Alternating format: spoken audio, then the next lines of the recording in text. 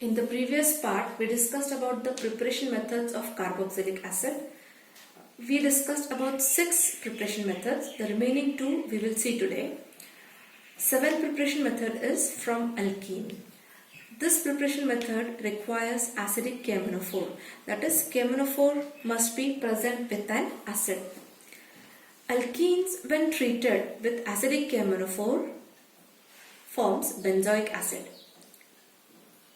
So what is found in the reaction? Hydrogens are removed and oxygens are added. So this is nothing but oxidation of alkene. The reaction is oxidation of alkene. This is phenylethene, first compound, phenyl group. CH2 double bond CH2 is ethene. One of the H replaced by C6H5 group becomes phenylethene. This is treated with acidic KMnO4. There is formation of benzoic acid. CH2 group totally goes out. So I must say the double bond between carbon and carbon breaks completely here. CH2 group is totally removed. So there must be one more byproduct coming here, but it is not shown in the textbook. So COOH, oxidation of alkene is taking place here to form a carboxylic acid called benzoic acid. Second example is of cyclohexene. Cyclohexene is a cyclic compound, but it is not aromatic in nature. Aromatic compounds contain C double bond C alternately placed, single double like that. But this compound is having only one double bond here. It's cyclohexene. It's an alkene treated with acidic KMnO4. In the reaction, you will find the C double bond C. The carbon-carbon which are present here, the two bonds break completely and oxidation is taking place. KMnO4 is the member that is providing oxygen atoms. It's a strong oxidizing agent, and you find here COOH and COOH groups getting formed. This is adipic acid. Now this compound that is formed is not cyclic in nature. It's an aliphatic compound. So if you write it properly, you can write the compound as COOH 1, 2, 3, 4. 4 CH2 groups present, CH2 4 times, and again COOH. This is adipic acid called as 1-hexane 1,6-dicarboxylic acid. Next preparation method is from Grignard reagent. Grignard reagent is nothing but compound having general formula RMgX. So methyl magnesium halide is Grignard reagent. It always requires dry ether in the reaction.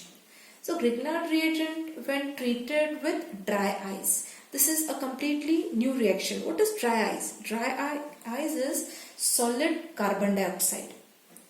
This is said to be dry ice. Carbon dioxide present in solid form. It's a gas present in solid form, but so it's compressed and converted to solid. This is dry ice. Carbon dioxide, dry ice, CO2. Dry ice or solid CO2. This is treated with methyl magnesium iodide, which is Grignard's reagent.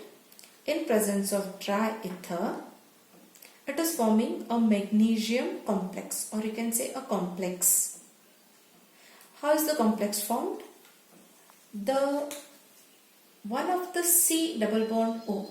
Out of these two, one of the bonds break. Out of two bonds here, one CO bond is breaking. The other C double bond O remains intact. So you will find this bond intact, but here one bond is breaking. Out of two bonds here between carbon and oxygen, one bond is breaking.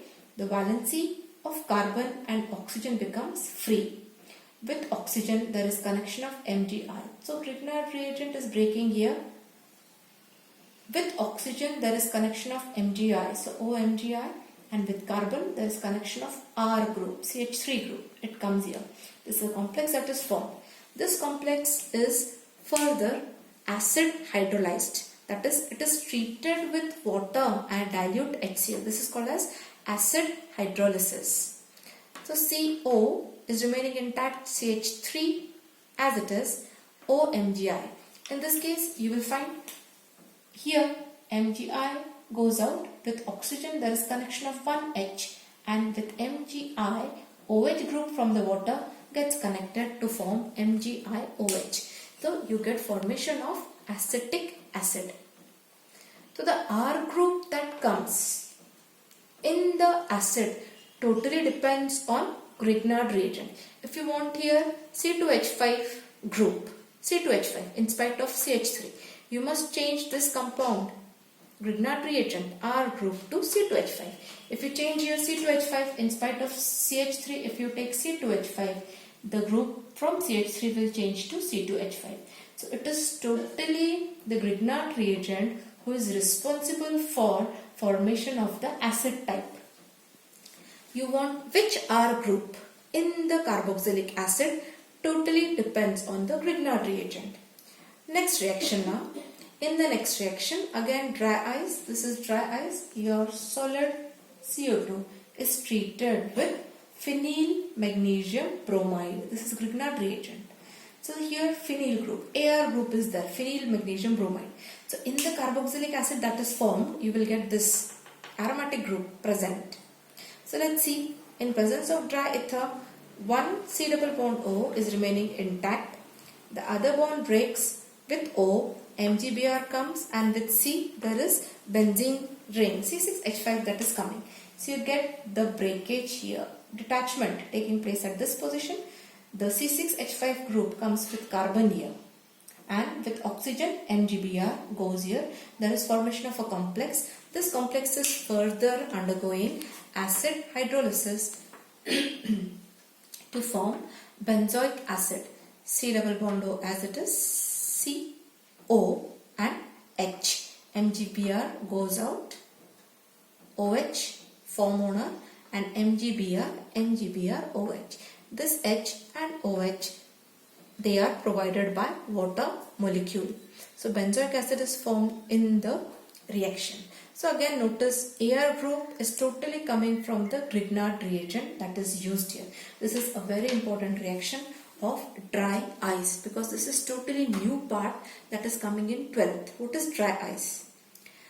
Now after completing the preparation methods of carboxylic acid, we move towards the physical properties of aldehydes and ketones. Both aldehydes and ketones, they show same physical properties because they are compounds which are containing the carbonyl group in them.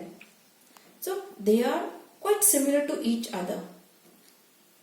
So I have written aldehydes and ketones here. They are showing same properties. We are not writing the difference. It is same properties, similar properties shown by aldehydes and ketones. Let's see the properties. First is nature of intermolecular forces. The molecule of aldehydes or molecules of ketones which are present, what type of interacting forces are present between them? So they are dipole-dipole interactive forces. Dipole. Pole indicates the signs dipole. Two poles are generated. One positive and one negative pole in the molecule is generated. The carbonyl group. This is the common group that is present in aldehyde as well as ketone. Only ketones have R. Aldehydes have R and H. But this carbonyl group is quite common. Oxygen being electronegative takes a small negative charge and carbon takes a small positive charge. This makes molecule a polar molecule, and this type of, suppose this is one aldehyde, positive negative, another aldehyde molecule, positive negative, third aldehyde molecule, positive negative. So they will be placed in such a way that minus and plus sign of each molecule comes in a sequence for attraction purpose. This attraction is nothing but dipole-dipole interaction. Each molecule has a dipole moment because poles are created in them. This is nothing but it is due to the electronegative nature of oxygen. which provides a minus sign to oxygen. So this is dipole-dipole interaction present in both aldehydes and ketones. Now come to physical state. The physical state of aldehydes and ketones are liquids, and you find that the boiling point increases with increase in molar mass. As molar mass increase, the boiling point will also go on increasing. Solubility. Lower members are water soluble. What do you mean by lower members? The members which are coming earlier, the members which have small R group, they are lower members, like CH3, first member, C2H5, CHO, second member, C3H7, CHO, third member. So lower members are water soluble because they can form H bonding with the water molecule in both the cases, aldehydes and ketones. See here, this is the molecule of aldehyde that I have shown. This is aldehydic molecule C double bond O RH, that is RCHO. This is aldehyde. This aldehyde can form H bonding with water. Water H2O, H2 and O, V-shaped molecule. The electronegative oxygen of carbonyl group and electropositive hydrogen of water, they are getting attracted to each other, and because of that there is formation of an H bonding between them.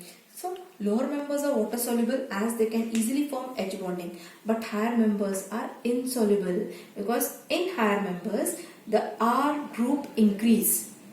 R group is increasing. The size of this R group is increasing in higher member, which makes the molecule bulky, bigger one. It makes it bulky, and hence the formation of H bonding becomes difficult. Hence they are found to be insoluble. Higher members are insoluble in water, or you can say solubility decreases as R group in aldehydes and ketones increase. The next point, not about physical property, totally the next point is about polarity of carbonyl group. Just now we saw that carbonyl group is polar because oxygen is electronegative and carbon becomes electropositive. So due to electronegative nature, oxygen pulls the electron density towards itself. So this carbonyl group is polar in nature. This polar nature of carbonyl group gives rise to its resonating structure. How will be the structure? Carbonyl group C double bond O. Out of this, if one bond requires two electrons, so one bond, 2 electrons, the breaking of the bond takes place. The 2 electrons move towards oxygen.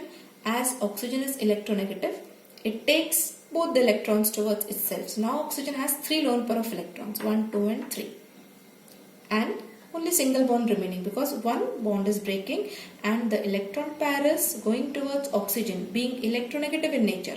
So oxygen takes a minus charge here because it becomes electron rich as it gets one extra pair of electrons, and carbon becomes electropositive, electron deficient, as the electron pair is less with carbon. Carbon has less number of electrons now. So because of that, the resonating structure is formed in the carbonyl group. These two are resonating structures. It can be written like this in the charged form, or it can come like this.